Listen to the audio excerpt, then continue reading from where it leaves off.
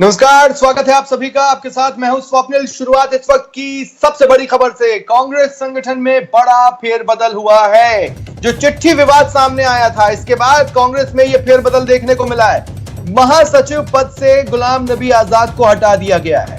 गुलाम नबी आजाद महासचिव के पद से हटा दिए गए। रणदीप सिंह सुरजेवाला का कद बढ़ा है। जितिन प्रसाद को पश्चिम बंगाल का प्रभारी बनाया गया है। ये बड़ी खबर हम आपको इस वक्त की बता रहे हैं। चिट्ठी विवाद सामने आने के बाद कांग्रेस ने महसूस किया फेरबदल जरूरी है और इसी के तहत गुलाम नबी आजाद को महासचिव पद से हटाया गया है। रणदीप सिंह सुरजेवाला का कद बढ़ा है। जितिन प्रसाद को पश्चिम बंगाल का प्रभारी बनाया गया है। रणदीप सिंह सुरजेवाला, जिन्होंने हाल ही में मरुधरा में कांग्रेस के लिए फ्रंट पर आकर चीजों को सुधारने में मदद की थी, उनका कद बढ़ा है। यानी कांग्रेस ने उन्हें अप्रिशिएट किया है, उनके वर्क को अप्रिशिएट किया है। सहयोगी रंजिता मेरे साथ इस वक्त फोन लाइन पर जुड़ी हुई हैं। रंजिता, क्या जानकारी है? कपिल, देखिए 2019 लोकसभा चुनाव में हर बात से ही इस बड़े बदलाव की उम्मीद की जा रही थी, लेकिन वर्किंग कमेटी की बैठक और उससे पहले 23 नेताओं का पत्र सोनिया गांधी को लिखा गया। उसके बाद वर्किंग कमेटी में यह तय किया गया कि सोनिया गांधी, प्रस्ताव पारित किया गया कि सोनिया गांधी को हर तरह के बदलाव की जिम्मेदारी दी जाती है। वर्किंग कमेटी की सभी सदस्यों ने इस बात की सहमति दी और जिसके बाद आज इस बड़े बदलाव पर हम बात कर रहे हैं। बड़े बदलाव में अगर देखें तो 23 नेताओं ने जो पत्र लिखा था, उसमें जो फ्रंट में जो नेता थे, चाहे वो गुलाम नबी आजाद हो, कपिल सिब्बल, आनंद शर्मा, मनीष तिवारी, ये तमाम नेताओं को एक तरह से साइडलाइन कर दिया गया है। हालांकि गुलाम नबी आजाद अभी भी वर्किंग कमेटी के सदस्य हैं, आनंद शर्मा वर्किंग कमेटी के सदस्य हैं, लेकिन ये कह सकते हैं कि कद जरूर घटाया गया, क्योंकि संगठन में एक बड़ी जिम्मेदारी निभाते हुए हरियाणा के प्रभारी महासचिव थे, उस पद से उनकी छुट्टी कर दी गई है। नए लोगों की एंट्री हुई है। स्वप्निल, इस बदलाव को कहीं ना कहीं राहुल गांधी की वापसी से भी जोड़ देखा जा रहा है कि जो बदलाव है उसमें युवा ब्रिगेड काफी ज्यादा है। जो युवा है उनको काफी मौका दिया गया है। जितिन प्रसाद, जिनको पश्चिम बंगाल जैसे बड़े प्रदेश की जिम्मेदारी दी गई है, हालांकि जितिन प्रसाद भी उन नेताओं में से हैं जिन्होंने हस्ताक्षर किए थे 23 नेताओं में, लेकिन कहा जा रहा है कि वो कहीं ना कहीं कॉम्प्रोमाइज मोड में थे, जिस वजह से एक बड़ी जिम्मेदारी उनको दी गई है। इसके साथ ही रणदीप सिंह सुरजेवाला की बात है तो एक बड़ी जिम्मेदारी रणदीप सिंह सुरजेवाला को वर्किंग कमेटी का सदस्य बनाया गया और इसके साथ ही कर्नाटक जैसे बड़े प्रदेश में दी गई है। इसके अलावा कई ऐसे बड़े नेता हैं, विवेक बंसल जो सेक्रेटरी थे राजस्थान में चुनाव के वक्त अविनाश पांडे की टीम में माने जाते थे, उनको एक बड़ी जिम्मेदारी दे दी गई है।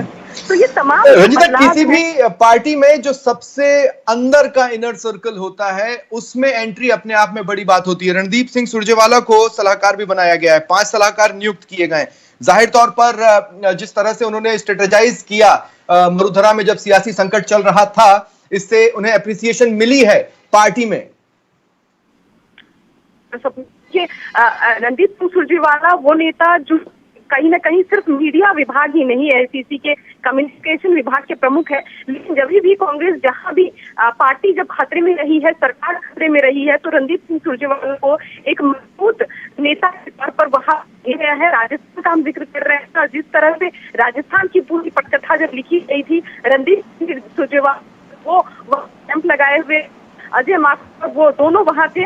जब अजय को बदला गया, उस समय ही ये बात कही थी कि रणदीप सिंह भी कोई बड़ी जिम्मेदारी दी जा सकती है कि अपने सोनिया गांधी को जो 5 सलाहकार गए हैं, उसमें भी अगर स्वप्निल आप देखिए तो जो 5 लोग बनाए गए हैं, इसमें भी तो युवा लोगों में रणदीप सुरजेवाला है। ये कहीं ना कहीं मिक्सचर ऑफ, हम कह सकते हैं बड़े नेता वो जो गांधी से लॉयल है और युवा नेता वो जो राहुल गांधी की पसंद है। तो कहीं ना कहीं स्वप्निल इस बदलाव गांधी की वापसी कही जाती है। तो इसका मतलब मोटे तौर पर रंजीता, अगर हम निकालने को देखें या अगर हम इसका सियासी डिडक्शन निकालने की कोशिश करें, तो हम ये कह सकते हैं कि कांग्रेस एक बार फिर उस दौर में एंट्री के मुहाने पर खड़ी है जिस दौर से वो कुछ दिनों पहले निकली थी। बिल्कुल, देखिए बदलाव की बात 23 नेता जिन्होंने पत्र लिखा था सोनिया गांधी को, उन्होंने की थी। उन्होंने कहा कि पार्टी को बदलाव की जरूरत, खास जो अध्यक्ष पद है उस पर एक परमानेंट का ये निष्कर्ष निकाला गया है कि जल्द से जल्द उस पद के लिए चुनाव हो और अगर राहुल गांधी चाहते हैं तो उस पद खाने, क्योंकि वो अध्यक्ष उस पद पर रहे हैं। इसके अलावा जो दूसरे बदलाव की बात कही गई थी वो कहीं ना कहीं ड्यू था 2019 के चुनाव के नतीजों के बाद, जिसको एक बड़ा बदलाव के तौर पर देखा जा सकता है। इस बड़े बदलाव में कई नए चेहरे को मौका दिया गया। विवेक बंसल का मैं जिक्र कर रही थी, विवेक बंसल को एक बड़ी जिम्मेदारी दी है, प्रभारी गया है प्रदेश का। इसके अलावा कई ऐसे चेहरे संगठन में नए हैं, राजीव शुक्ला जिसको उनको भी एक प्रदेश की जिम्मेदारी दी। तो ये तमाम आसपास जरूर दिखते थे, लेकिन संगठन में बड़ी जिम्मेदारी उनको अब तक नहीं मिली थी। उनकी अब एंट्री है जो है वो कांग्रेस में हो चुकी है। चलिए, शुक्रिया रंजिता हमारे साथ जुड़ने के लिए और तमाम जानकारी के लिए। तो एक बड़ा फेरबदल देखने को मिला है और इसको एक तरह से राहुल की फिर वापसी के तौर पर भी देखा जा रहा है। सियासी हलकों में इसे लेकर चर्चाएं हैं। चिट्ठी विवाद के बाद ये बड़ा फेरबदल है। महासचिव पद से गुलाम नबी आजाद को हटाया जरूर गया है, लेकिन उन्हें अन्य जिम्मेदारी दी गई है। रणदीप सिंह सुरजेवाला का कद बढ़ा है। केसी वेणुगोपाल को संगठन की जिम्मेदारी दी गई है। महासचिव मुकुल वासनिक को एमपी की जिम्मेदारी दी गई है। सोनिया गांधी ने साथ ही 5 सलाहकार भी नियुक्त किए हैं। AK एंटनी, अहमद पटेल, मुकुल वासनिक सलाहकार बने हैं। केसी वेणुगोपाल और रणदीप सिंह सुरजेवाला भी सलाहकार बने हैं। विशेष समिति सोनिया गांधी की मदद करेगी, ये बड़ी खबर है इस वक्त की। हरीश रावत को पंजाब का, ओमान चांडी को आंध्र प्रदेश का जिम्मेदारी दी गई है। तारिक अनवर केरल और लक्षद्वीप की, साथ ही जितेंद्र सिंह को असम की, अजय माकन को राजस्थान की जिम्मेदारी दी गई है।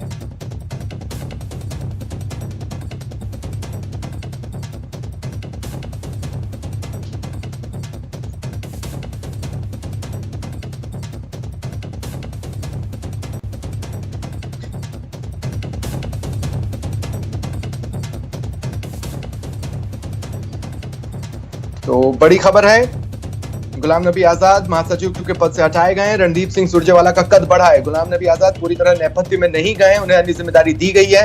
जितिन प्रसाद, उन्हें पश्चिम बंगाल का प्रभारी बनाया गया है। केसी वेणुगोपाल को संगठन की जिम्मेदारी दी गई है।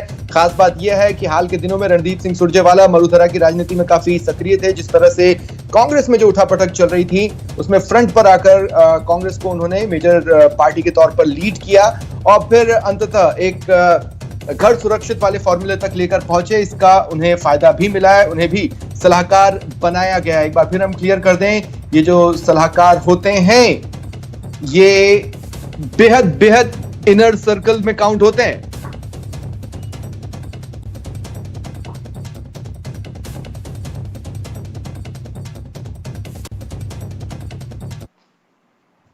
और बढ़ेंगे आगे।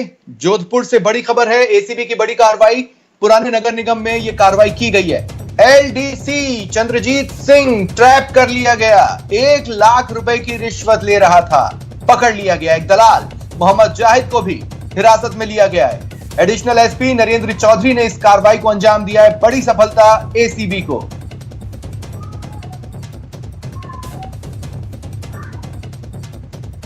जी ने इन्हें कहा कि भी आपको करीब करीब 2 लाख रुपए का खर्चा आएगा। इस तरह का सत्यापन आज सुबह किया गया और ये पैसा इन्होंने 1 लाख रुपए तय किया कि शाम को 1 लाख देना पड़ेगा। इनको पैसा देने के लिए परिवादी के दुकान पर बुलाया गया और उस दुकान पर पैसा लेते हुए इनके दलाल मोहम्मद जाहिद ने वो पैसा रिसीव किया और पैसा रिसीव करने के बाद में दलाल की इनसे वार्ता करवाई गई। तो इन्होंने उस पर सहमति दी कि ठीक है, पैसे लेकर सोस्ती गेट पहुँच जाना। सोस्ती गेट इनका इंतजार किया गया टीम के द्वारा। करीब 1 घंटे के इंतजार के बाद ये आए तो इनको कंफर्म करके और प्रदेश में भ्रष्टाचार के खिलाफ एसीबी ताबड़तोड़ कार्रवाई में जुटी है, एक्शन में है और लगातार बेईमानों के खिलाफ शिकंजा कस रही है। अलवर में एसीबी ने बड़ी कार्रवाई को अंजाम दिया है। 80,000 की रिश्वत लेते असिस्टेंट फॉरेस्ट ऑफिसर, जिसका नाम लक्ष्मीकांत यादव है, गिरफ्तार कर लिया गया। इस कार्रवाई को एसीबी ने वन नाका टप्पूकड़ा कार्यालय में अंजाम दिया। इस दौरान तलाशी भी हुई और 72,470 की संदिग्ध राशि बरामद की गई है, जिसका हिसाब किताब फिलहाल सामने नहीं आया है, यानी संदिग्ध है। इस मामले में चौकी पर तैनात अन्य कर्मचारियों को भी एसीबी ने आरोपी बनाया है। बताया जा रहा है assistant forest officer Laxmikant Yadav ने किसान से उबड़ खाबड़ भूमि को समतल करने के लिए घूस मांगी थी। ये कार्रवाई एसीबी डीएसपी महेंद्र मीणा की अगुवाई में की गई है। मैंने करी तो 1 लाख रुपए मांगे गए। उसके बाद मैं इसने कि साहब मेरी इतनी क्षमता नहीं है, मैं तो पहले शुरू में तो आपने 20,000 के लिए बोला था, 20,000 लेके आ जाना, मैं कहाँ से लाऊंगा, तो बड़ी मुश्किल से 80,000 में तय हुआ। 80,000 की रिश्वत राशि के साथ ट्रैप का आयोजन किया गया। आरोपी के पास परिवादी को भेजा गया। रिश्वत राशि 80,000 के साथ में आरोपी लक्ष्मीकांत को वन नाका चौकी से गिरफ्तार किया गया। पर बात करते हैं नशे पर कश्ती नकेल की।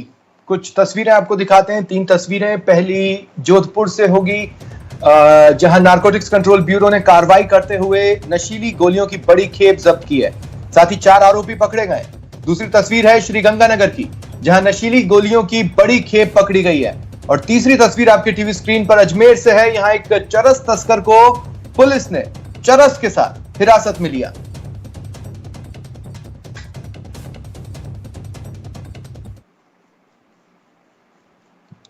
आपने उड़ता पंजाब मूवी देखी होगी, और यह बता दें कि श्रीगंगानगर भी उसी राह पर चल पड़ा है। जिले में नशे का जाल फैलता जा रहा है। देखिए ग्राउंड जीरो से यह एक्सक्लूसिव रिपोर्ट। उड़ता पंजाब की राह पर श्रीगंगानगर, नशे की चपेट में श्रीगंगानगर। उड़ता नशा युवाओं को कर रहा तबाह।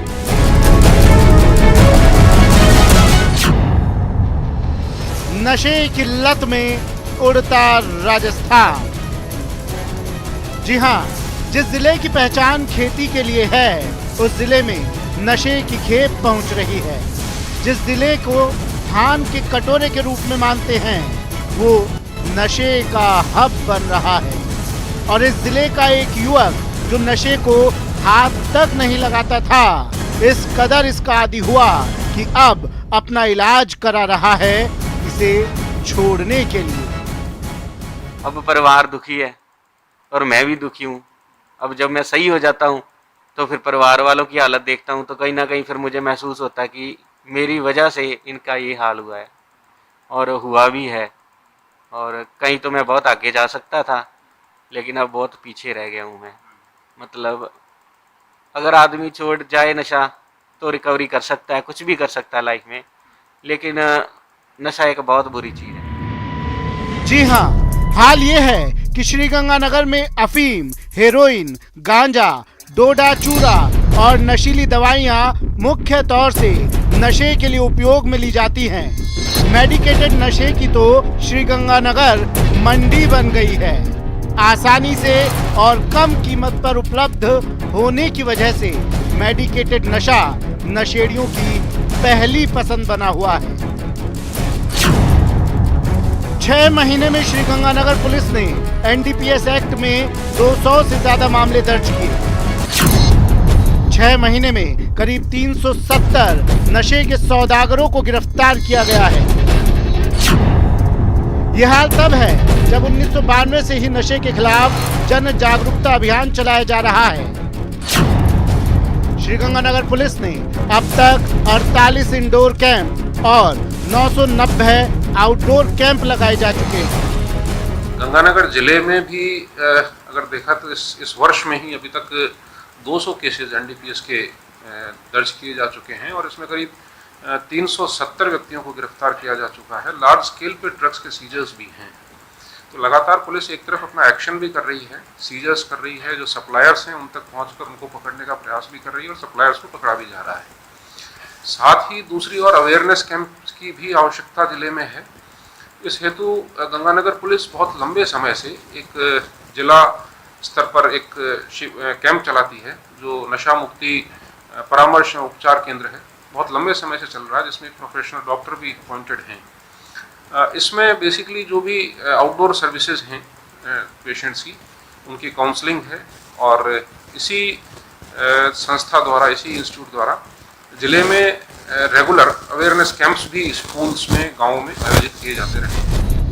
नशे के खिलाफ चलाए जा रहे इन जन जागरूकता कैंप में पिछले कई सालों से अपनी सेवाएं दे रहे डॉक्टर रविकांत गोयल का मानना है कि इन कैंप के जरिए खास तौर से स्कूल कॉलेज गोइंग बच्चों को नशे की दलदली दुनिया में फंसने से रोकने में सफलता मिली है।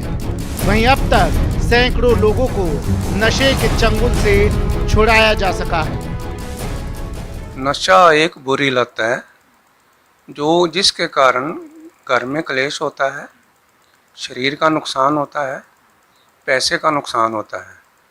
नशा करने वाला नशेड़ी नहीं होता, लेकिन कुछ गलत रास्ते और गलत कंपनी के कारण उस बंदे के कदम जो हैं वो उनकी तरफ बढ़ जाते हैं, जिसके कारण वो धीरे धीरे एडिक्ट हो जाता है।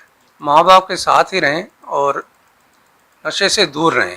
हमारा तो माँ बाप का यही सजेशन होगा। प्रदेश में विख्यात धान के कटोरे के रूप में विख्यात श्री गंगानगर जिला कहीं राजस्थान का उड़ता पंजाब के रूप में ना पहचाने जाना लगे। अशोक शर्मा, न्यूज़ 18 श्री गंगानगर।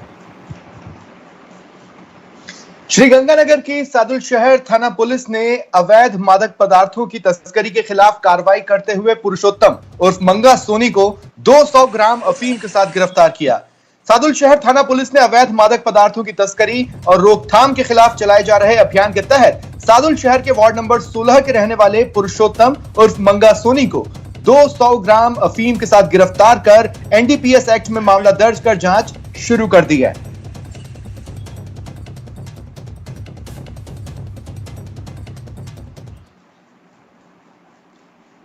और चलिए रुकते हैं एक ब्रेक के लिए।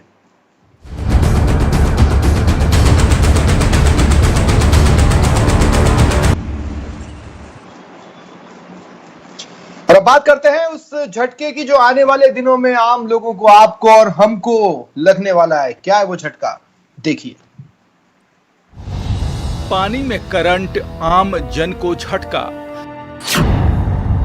पेयजल होगा और महंगा, जलदाय विभाग का प्लान तैयार। जलदाय देगा झटका, अब सूखेगा कंठ। जी हां, तैयारी पूरी है।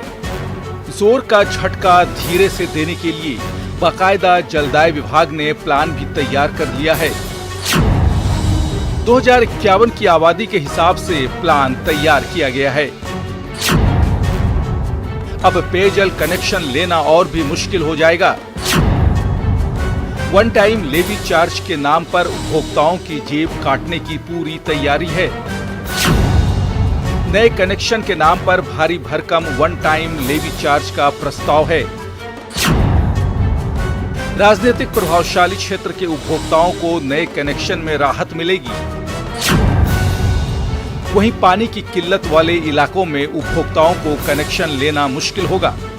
बड़े बड़े शहर हैं राजस्थान के, जयपुर, अजमेर, उदयपुर, जोधपुर, वहाँ जो नया डेवलप्ड एरिया है, जो नया डेवलप हो रहा है, जो हमारे पानी की एग्जिस्टिंग कनेक्टिविटी से बाहर है, वहाँ की पानी की बार बार मांग आती है। जेडीए से, हाउसिंग बोर्ड से, सबसे आती है। वहाँ हमारे दो इशू आते हैं। एक तो लेवी चार्ज लें, हमारे इंफ्रास्ट्रक्चर का जितनी कॉस्ट आ रही है उसकी वसूली हम कर। फिलहाल इतना ही, मुझे दें इजाजत, नमस्कार।